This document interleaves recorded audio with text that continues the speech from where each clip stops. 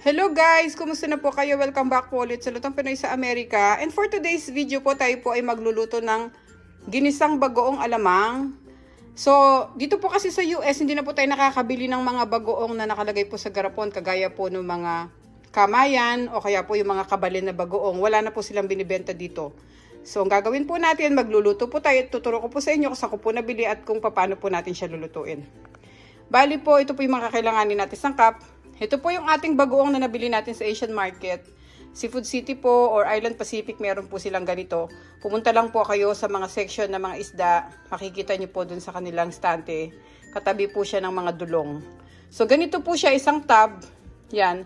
Salted na po yan. Bali maalat na siya. Babalawan po natin siya ng 2 times.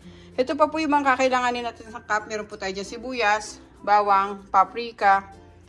Meron tayong olive oil, pero optional lang kung wala po kayong olive oil. Pwede po yung regular na cooking oil. Ang ating pong vinegar, brown sugar, black ground pepper, at saka po yung ating siling labuyo na optional din po. So, sa mga bago po dito sa aming channel, sana po mag-subscribe kayo sa Lutong Pinoy sa Amerika. At pakicheck nyo po sa description below lahat po ng mga kakailanganin natin sa kapililista ko po lahat doon. Mag-umpisa na po tayo. Banlawan po natin yung ating bagoong alamang dahil masyado po siyang maalat.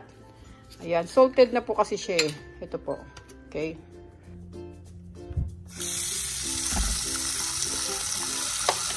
Lagay po natin siya dito sa bowl na may tubig.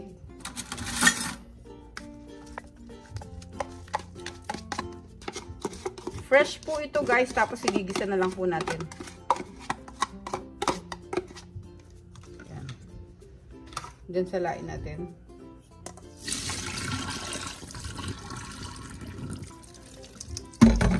Banlawan pa po natin ng isang beses.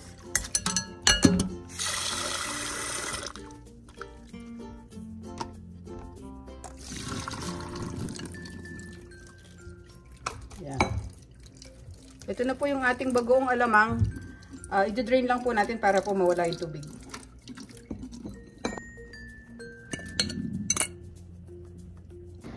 Ngayon guys, nagpapainit na ako dito ng ating kawali. Dito natin siya lulutuin.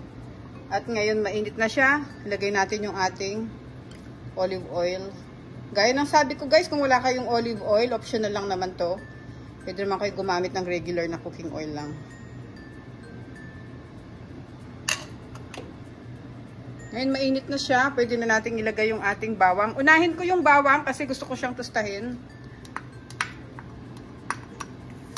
Hintayin natin mag-brown yung ating bawang.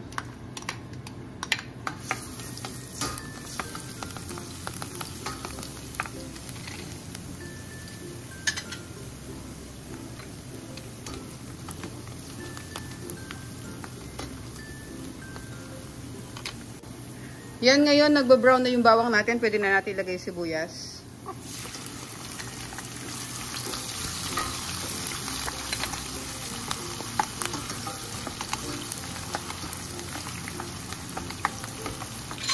Tapos sunod na natin itong ating bagoong alamang.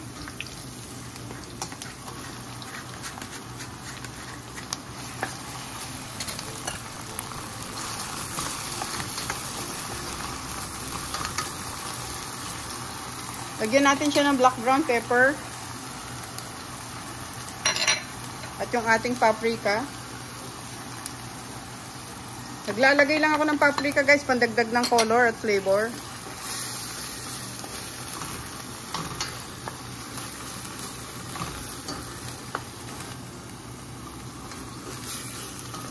Tapos lagay na natin yung vinegar.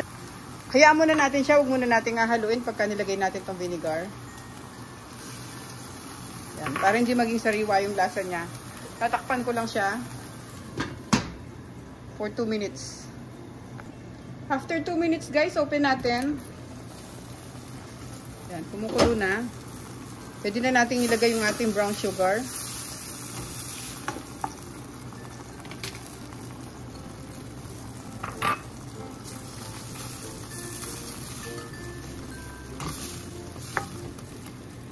Durugin lang natin ng konti kasi yung brown sugar natin medyo buo-buo.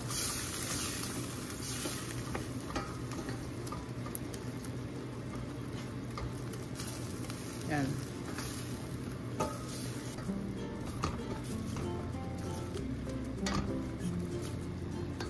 Yan, hintayin natin siyang kumulo ng kumulo. Hayaan lang natin siya.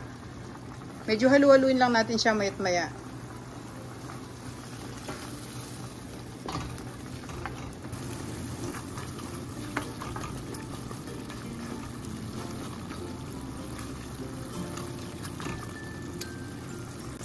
Okay guys, medyo matagal-tagal din natin siya pinapakuluan.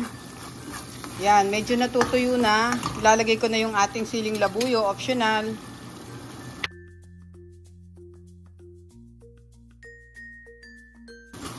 Off na natin yung stove guys. Luto na tong ating bagoong alamang. Ayan, ang sarap niyan guys. So, lalo na sa mangga at saka sa kare-kare. Lagay na natin siya sa ating garapon or sa ating serving plate. Okay. Off na natin yung stove. Ating mga serving plate. Palamigin muna natin siya guys bago natin nilipat sa ating mga container o sa ating serving plate. Okay guys, ito na po yung ating ginisang bagoong alamang. Ayan po guys, kung wala po kayong mabili sa mga lugar nyo, lalo na po dito sa Amerika, napakadali lang pong gumawa. At tinuro ko na po, panoorin nyo po yung video kung paano po yung ating ginawa dito sa ating bagoong alamang. Okay, maraming salamat po sa panonood. Sana po mag-subscribe kayo sa Lutong Pinoy sa Amerika. At huwag niyo po kalimutan i-check yung other videos namin. Ingat po tayong lahat guys. Thank you so much po for watching. Kain na po tayo ng masarap na mangga at ang ating kare-kare. Yan, meron na po tayong bagoong. No bagoong sa store, no problem. Dahil pwede na po tayong magluto. Salamat po. Ingat po tayong lahat. God bless po.